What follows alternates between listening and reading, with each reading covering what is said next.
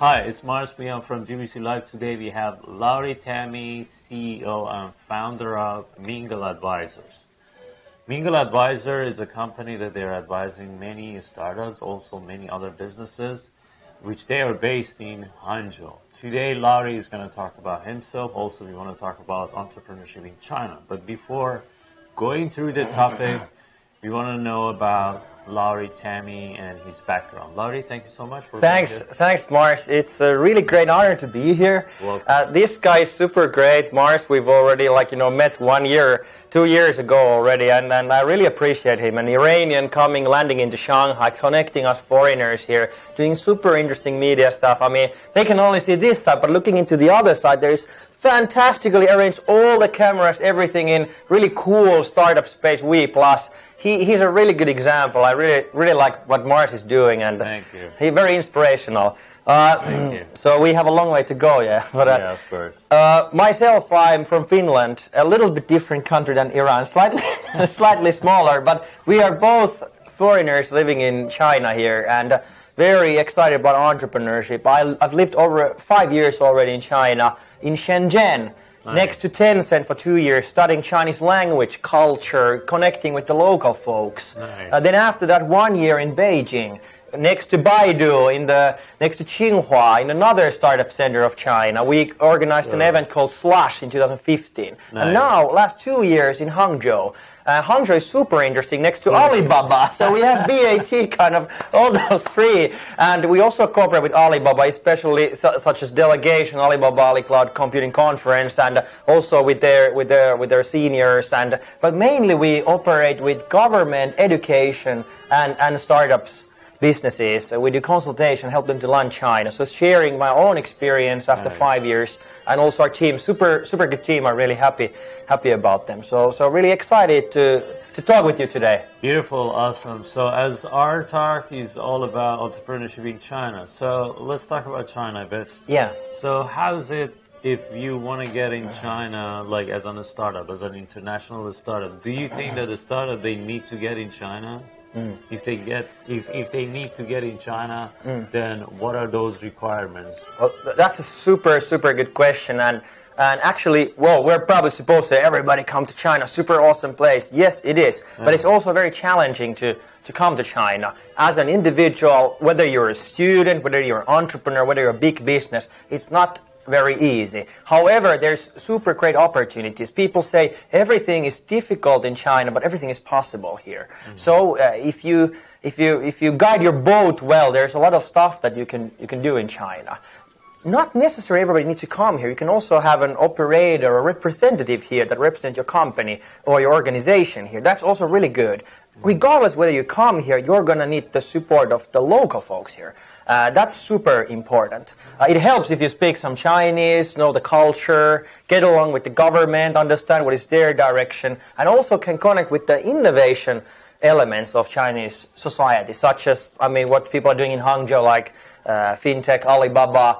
That's super interesting. So, every country, they have their own ecosystem because of different things. So, entrepreneurship and innovation ecosystem. Silicon Valley entrepreneurship ecosystem is different. Many ecosystems. Europe is different and so on. So, China is it's normal to be different. But what do you see those differences? What are those differences? Oh, that's a fantastic question. Often people compare about Silicon Valley and China. There's often a saying in China that, hey, we want to be the next Silicon Valley of China. Yeah. That's inspiring, interesting, because China is catching up. But that was like 2014-15, I guess. China had this entrepreneurship campaign, a lot of investment pouring in to all the early stage. Now it's kind of tuning down more towards quality than quantity, I guess. It is different in China, I think definitely culturally, but also the structure is, I guess, different. And in China, there's a lot of ecosystems. Hangzhou is on Alibaba. There is a lot of interesting corporations, a lot of creative industry folks, young entrepreneurs. Shanghai has its own, Beijing has its own. China is like a continent, like Europe. I mean, Sweden and Italy are very different. Finland, Spain are very different. But I think we are closer to Silicon Valley, of course, culturally wise, what's happening in Finland. If you think about Finland or Nordic sort of a tech or startup ecosystem, definitely you can't talk about it without mentioning Slush. Slush is super inspiring event. Slush is in China, yes? So Slush is also in China, but it's coming from Finland like 10 years ago. It's awesome. super, super interesting event. And also the ecosystem around that is fascinating. It's different from Silicon Valley. It's also different from China. So yeah, that's the thing. So we want to know that how China is. I mean, like Chinese entrepreneurship ecosystem is really young. You know, they have started like since 7 years ago. Yeah. And we should not have that much high expectation. If you look at Silicon Valley, it's around 50 years that they've been doing all those stuff. Yeah. They had ups and downs a lot and so on. Yeah. But how is it? However, we know that this is this system, this ecosystem is young. How is it fundraising in China? A fund, okay, that's interesting because in one way it's very young, definitely. If you think about 40 years ago China or 50 years ago Mao's China is totally different. The last change in the 30, 40 years is like 200 years of change, people say. So the pace is really, really quick. Yeah. That's why when coming into China as a foreigner, you need to be very adaptive, very flexible. That's why it's good to come here and starting from 0 to 1, because then you learn how stuff is run here. But then, on the other hand, China has also a long history. So people said, oh, we should bring entrepreneurship into China. But then people look into like only a few, like a dozen years. China has been hundreds of years entrepreneurial. Think about Hangzhou was capital of Song Dynasty 1,000 years ago. Everybody came here. The richest place in the world, most interesting, Marco Polo, Ibn Battuta, all those guys went there. And that was the entrepreneurial hub of the world that time. So that hasn't gone anywhere. That's why, for instance, Alibaba, the last 20 years, young entrepreneurship is actually enriching from the rich culture that is existing there. Now it's just unleashed. And that's why China is rising so fast. So it is kind of young, but it also has its kind of history there. But that's, I think, something that foreigners we can support and we can help. We can bring our ideas, Finnish education, technology-wise, game, Supercell, Angry Birds, that kind of stuff. Fundraising here in China? I think fundraising-wise, that's super interesting. My view, or people say... You know what, we are talking about entrepreneurship ecosystem and entrepreneurship in China. And this ecosystem has different elements. Yeah. And one of those elements is funding. Investment, investment and funding. So what do you think that here, however, is young, the entrepreneurship ecosystem here, but how do you think about international startups? Oh, that's a super good question. I think one which is really good to remember is that like 3-4 years ago, China was attracting a lot of startups were attracting a lot of investments. Yeah. And there was this start on China thing. That's when we came to do Slush 2015 in Beijing. But now it's changed. Like people say 1/4 of that funding is gone. Yeah. And the funding is focusing more on like a latter stage funding, A, B, C rounds, not so much like angel investment or like very early stage. So that's something that has changed in 3 or 4 years. But there's still a lot of investment there available for bright and brave entrepreneurs here, if they have the right contacts and connections. Cool. Another element that we have is a culture, because the culture, how's it, as you said, that, okay, China has a kind of long history of being entrepreneurial for hundreds of years, So the point is that how the culture is helping international startups to be here. I think it's challenging. That's a good question. I've been here for That's years. Brilliant question. It is challenging because part of that is language, part of that is culture and so on. And how startups, I mean those international startups, how they have to get prepared to get into this space. This is wonderful question, and it's not very easy actually to come here to China and to land here. We also noticed that people always say about, hey, do what you love, aim to the stars, that kind of stuff, and China is looked like you can do anything here. Yeah. I think it's good probably to start with a little bit like a slower pace. I do agree. Because you first need your base. You need to understand, you mentioned the culture. Yeah. You also need to understand sort of investment culture if you are a high-growth startup looking for investments. Yeah. Another option is that you can also, in order to reach the understanding maybe language culture, do something like low, steady development, steady growth. Yeah. Putting a base 1 or 2 or 3 years. In which kind of place? In a place which you like, which you love. Okay, which city is better in China to get in? Which city is the best? That's a brilliant question. Yeah, for startups, for international startups. I think it's kind of like, should you go to Paris or Berlin or London or Helsinki? That kind of question. All of those places are super good in their own way. Probably the thing is that, what do you like most? If you like the Nordic culture, Helsinki might be better for you than Paris in that sense. Yeah. But if your industry is in Paris rather than Helsinki, you should choose Paris. The same thing with China. Beijing is always a great place. The majority of the investments, I guess, is coming to Beijing. There's connections. It's still pretty international. Embassies, government is there. So Beijing is a good place. Startup Street there. And Beijing has also other, like 3 different centers there for startups. Shanghai is really good place for foreigners. Even though for Chinese it might not be so good an early stage. But for foreigners, there's still a lot of networks. Hangzhou is super good place also because, especially for Chinese, but also for foreigners, there's great opportunities. It depends on the industry that you are in, but also you should be in a place that you like to live. If you don't mind the pollution in Beijing, it's a good place to be. But if you want some like a greener, blue skies, maybe Hangzhou is something that attracts you. For me, it's important because being an entrepreneur, you also need to have a balance of life. You work hard, 996, 9 6 days a week. I guess you work that sometimes. Like 24/7. 24/7, yes. But it's good to have a balance of life, and you got to think that is your goal to stay here like years. Like, I mean, think about like Lucas in Hangzhou. He's doing interesting stuff. He's like Chinese, more or less, already after like 10 years. Think about Jan. White Chinese. Yeah, white Chinese kind of. Aren't we all in one way then? If you think about Jan, for instance, Startup Grind, Jan Smeikal in Shenzhen doing super awesome stuff with Startup Grind. He's been like only 2 years and he's already connecting super well. If he stays a few years more, he's like true shaker with language and that kind of. So what is your goal? Are you willing to come here? Because if you don't, I think it helps if you like China. And if you in your heart like really have a passion, even like feel that, oh, I really love China, then it's so much easier because people connect with you easier. You understand the culture, you learn it quicker, and then you also want to stay here longer. But if you just want to do business here, that's also okay. But then you have to think about, are you ready to come here? Yeah. Do you think that China needs international startups? That's a super good question.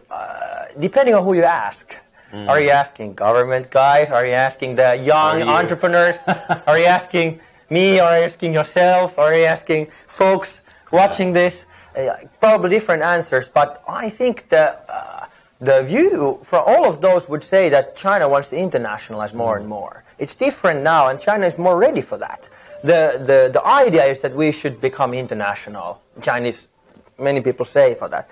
It takes a little time. China is such a big vast place, so it probably takes time, but you can see the views everywhere. In Hangzhou, there's more and more foreigners. In Shanghai, there's more and more opportunities. So it's definitely coming here, and that's great opportunity.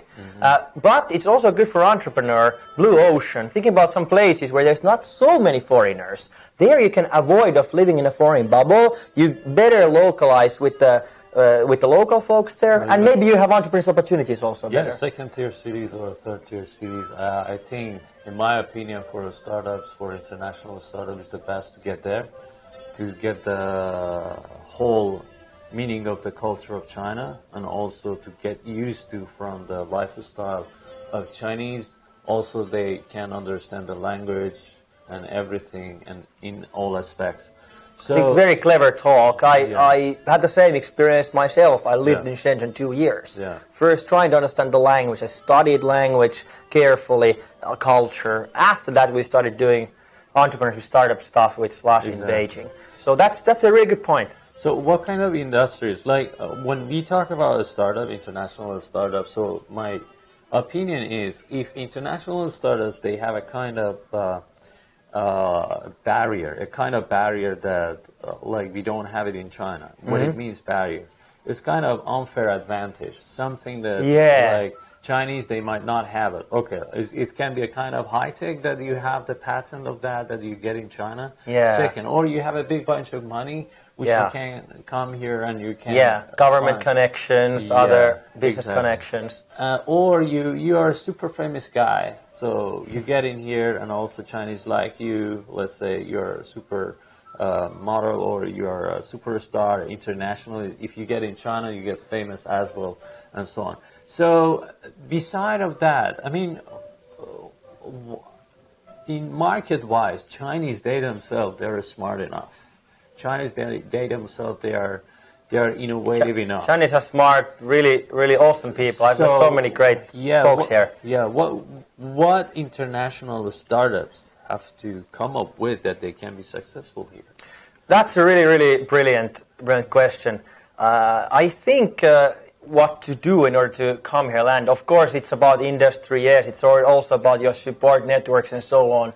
But there's people talk about Dale Carnegie. I mean, yes, his self-help classic, like How to Influence and Influence People. Regardless of the name, it's a good book.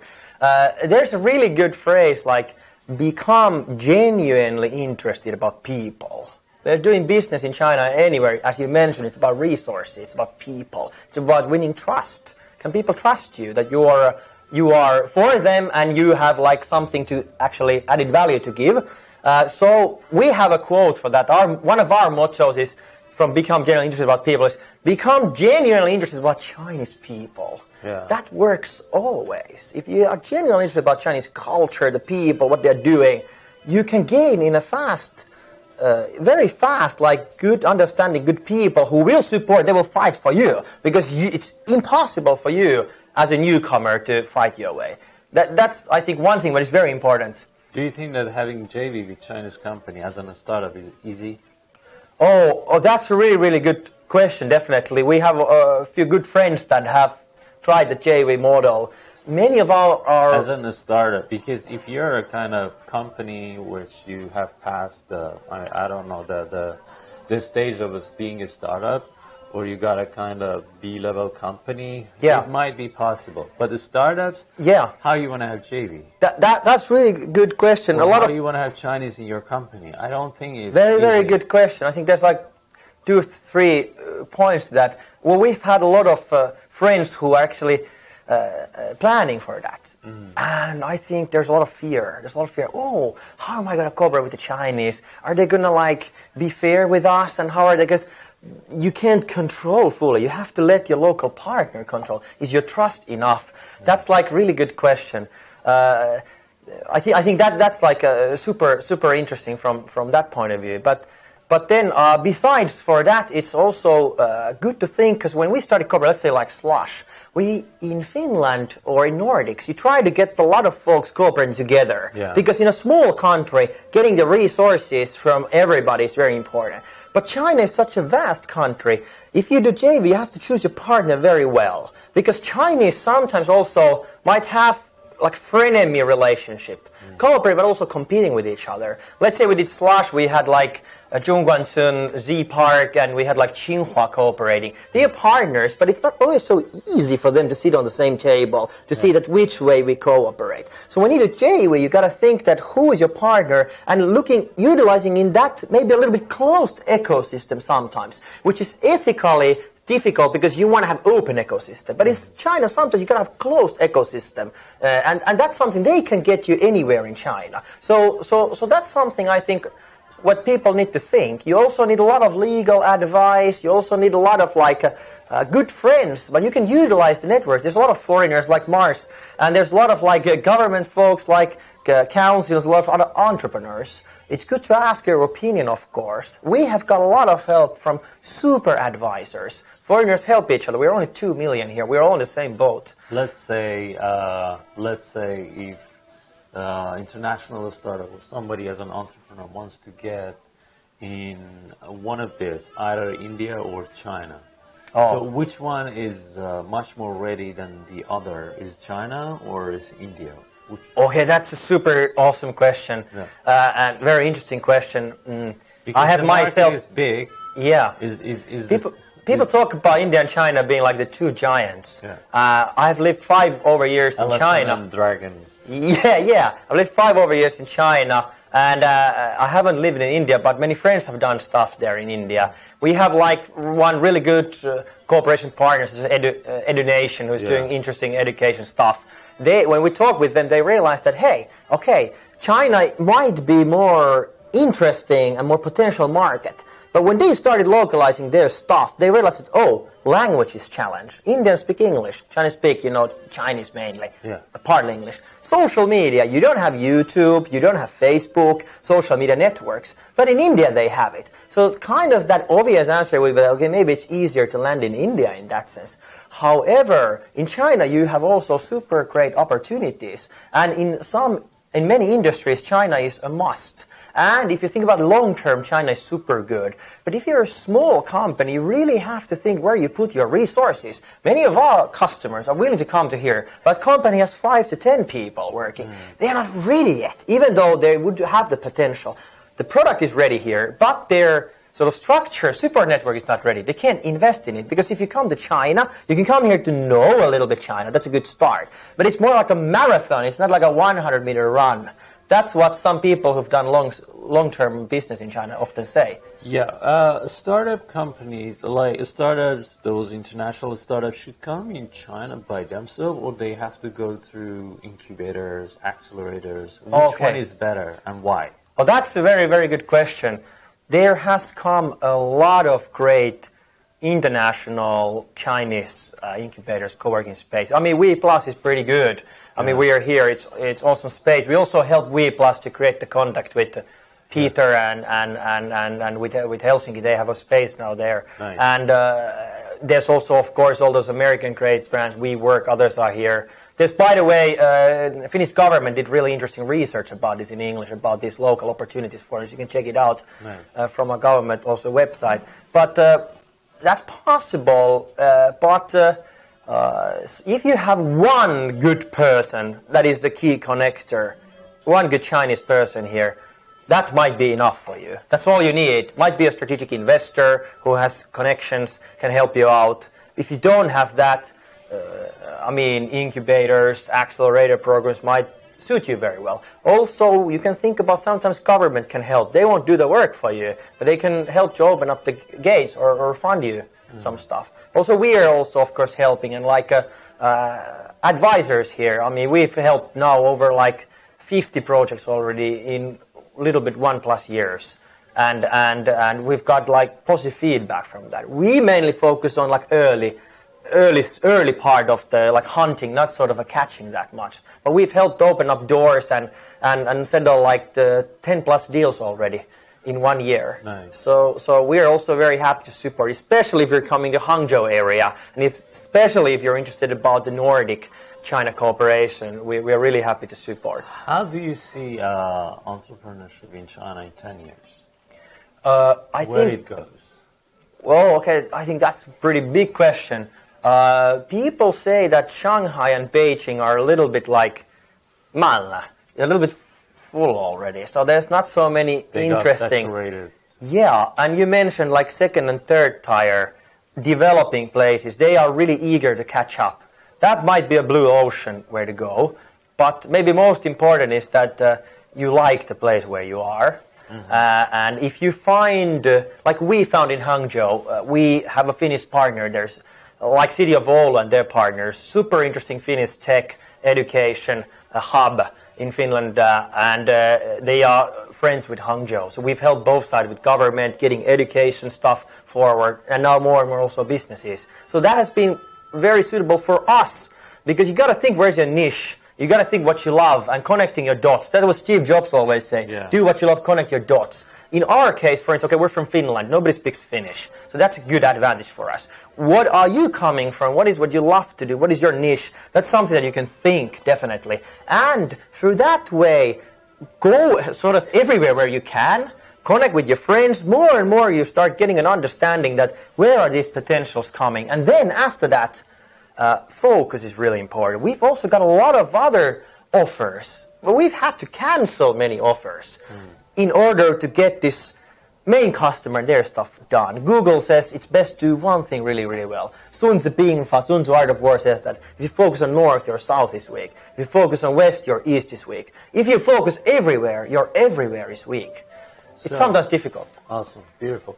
And at last, what do you think about Slush and how much a Slush could influence in these 4 years on the startup communities, international startup communities in China? Yeah. How was it? Slush has been super interesting road and for me, like personally, super inspiring. I've learned a lot. It's been part of a long way. Yeah. I've been over 10 years interested about China and lived here 5+ years. And actually in Finland, probably in Europe, it wasn't the academic, it wasn't the art folks, it wasn't so much research of government that wanted to create the bridge with China. But it was the entrepreneurs and the rising entrepreneurship ecosystem. So we find a good match with all the entrepreneurship society and the sort of the hub there, which Slush is coming from. So that was a good niche in that sense. Yeah, we got it forward. That was the sort of one of the biggest, mainly foreigner-organized events actually in China, or 1,000 people. It wasn't very easy. We got it done 2050. We're really happy about it. Afterwards, we've of course given the torch forward, and now it's going in its own pace. We're focusing on our own stuff more. But I think it's important that foreigners come together, that we find ways to connect with each other. There's awesome foreign entrepreneurs in China. Ask that. That's a super interesting question. The last question I want to ask, which I ask from every single entrepreneur who are coming to our studio, is who is the craziest entrepreneur that you know? Craziest? Oh, that's beside of me. Yeah, I know you say yourself. Yeah, but it's good to be crazy, I guess, because innovation comes from that craziness. By the way, I forgot to say, Slush China is next week here, Friday and Saturday. 7th and 8th 7th, it's really cool. Mars is community partner. We're also with Mingle. We're community partners, and it's going to be a super awesome event, I'm pretty sure. And also in Finland, in the turn of November and December, it's really cool stuff. What's going on there? Yeah. The question of craziness, I think it's cool because you got to be creative. Where do you get your creativity? First, you got to have trust. I mean, to be crazy, I think it doesn't work if you don't have a community and people who are actually sharing. You share your crazy idea. I remember with Mars when we were in his office like a year ago and having some really, really wild, crazy ideas. Were really inspiring discussion. But it's because there's a basic trust behind that. It starts from trust. Then you can have enriching interaction with your community. That's where creativity comes from. That's where the crazy ideas come from. And I think that's something what is important. Some crazy people, I think Peter Westerbacka, sort of people call him founder of Angry Birds, also father of Slush, who was also our advisor, by the way, really cool guy. He has some craziness, but beside these crazy guys, Steve Jobs probably was also pretty crazy, I guess. Well, nice. Too much name dropping for him, but these crazy guys sort of also have very often very balanced life. They have sort of yin-yang combination, which enables them to be crazy, a platform. I think that's important. And the question is that, can you be the crazy guy or crazy girl who is the next great entrepreneur in China? Awesome. Lauri Tammi, thank you so much for being here. Thanks for this craziness. Yeah, okay. And you share with us. Thank you so much for Thanks so much. Yeah, all viewers. Appreciate. I hope we can have the next program with you again. Definitely, and warm welcome to Hangzhou. And if you anytime want to connect with Finland, find Lauri in Hangzhou. Definitely.